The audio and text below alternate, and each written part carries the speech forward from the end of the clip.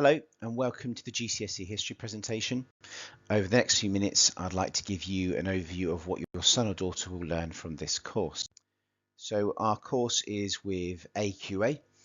We have 4 topics that I will just give you a quick overview now and then go into a little bit more detail further in the presentation. So we do Elizabethan England as a depth study, and we start about 10 years into her reign right through to the end.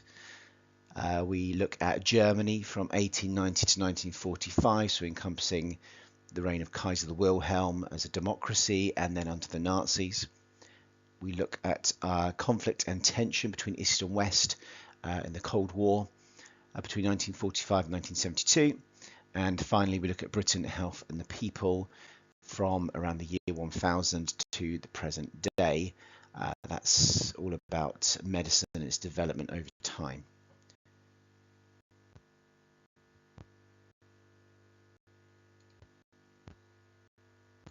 So our Elizabethan study looks at the reign of Elizabeth from about 10 years in all the way through to the end, and it looks at some of the problems and the challenges that she faced during her time as a queen.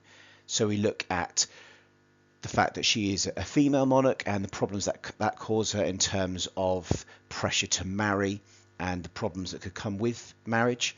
We look at the Elizabethan court and how the nobility vied for power and influence in the court, and how Elizabeth used patronage and rewards in terms of things like land and titles to try and control the nobility. We look at relationships with other countries, specifically Spain and its attempts to invade with the Spanish Armada.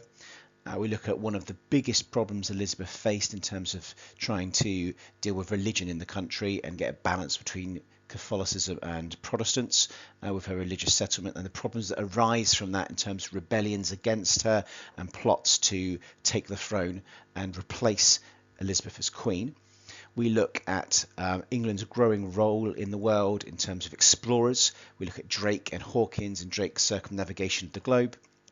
And we look at, from a social aspect, poverty in England as it became a bigger and bigger issue through Elizabeth's reign. We look at what local governments tried to do to stop it, and we look at what Elizabeth and her government eventually did towards the end of her reign to try and deal with the growing problem of poverty.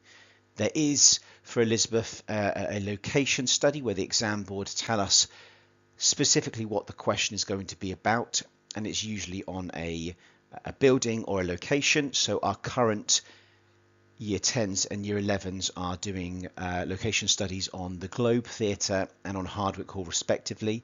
AQA have not yet informed us what any future location studies will be on just yet, but as soon as we find out we will let you know. Our next topic is Germany, 1890 to 1945, and as mentioned before, we do not just look at Nazi Germany. We start before World War I and we look at Germany under the Kaiser, under a monarchy, and his attempts to make Germany a more powerful nation and expand its empire, and the eventual tensions that cause and how that develops and leads into World War I. We look at the effects of World War I on the German people, and then Germany as a democracy in the Weimar Republic and its increasing freedoms and for groups such as women, and increasing benefits for workers. And then finally we come on to Nazi Germany and the rise of the Nazis and Hitler as dictator and how that affects the German people. And we look at specific groups like women and young people, workers and minorities. And it's one of the topics that I think most people are aware of and have contextual knowledge for. And it's one of the ones that our pupils do the best on. Our next topic, leading on chronologically as well, is the Cold War topic, which starts in 1945 and takes us through to 1972. And it's a specific focus of the Cold War in the European front. So we start with the powers of Britain, America and the Soviets that defeated Nazi Germany, and how they go from being allies to rivals very quickly. We look at the division of Germany, and at how the rising superpowers of the USA and the USSR get drawn into conflicts with one another, and this demonstrates itself in terms of an arms race for more nuclear weapons and as a space race. We also look at some key points of the Cold War during the 40s, the 50s and the 60s, where tensions are particularly escalated, such as the construction of the Berlin Wall, the Cuban Missile Crisis, and then eventually we look at the attempts to de-escalate the Cold War with détente in the 70s. Our final topic is our newest topic as well, which is Britain, Health and the People, from the year 1000 to the present day. And we look at the development of medicine in Britain. Although it is Britain focused, it does look at the wider context of developments around the world.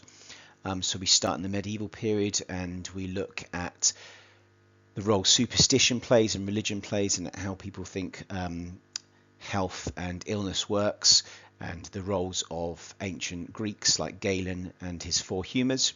We then look at how it becomes a bit more scientific as time moves on with the work of Vesalius and kind of figuring out what the anatomy looks like, and Edward Jenner with his the first inoculation for smallpox and the skepticism that surrounded that.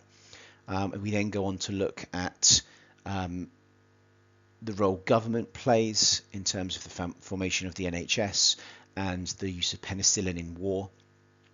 We have a number of key factors that we look at, and that we look at the role of individuals in the advancement of medicine, the role of luck and chance, of governments and of war, as well as other factors.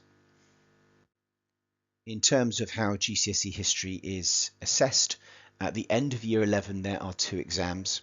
Each exam is 2 hours long and consists of 2 of our topics. So paper 1 is Germany and the Cold War, it's 2 hours, and paper 2 is Britain, Health and the People and the Elizabethan Depth Study, which is again 2 hours. Both exams are worth 50%. So I hope that's been beneficial to you, and I hope that has given you all the information you need in helping you make your decision. If you have any more questions, feel free to come and speak to the history department, come to the options evening, feel free to email us if you need to. The important thing to take away is that no matter what your ability, if you try hard, you can succeed at GCSE History, and we welcome everyone to come onto our course, and it's an extremely popular one, and we hope that as many people of you choose it and you'll do extremely well. Thank you.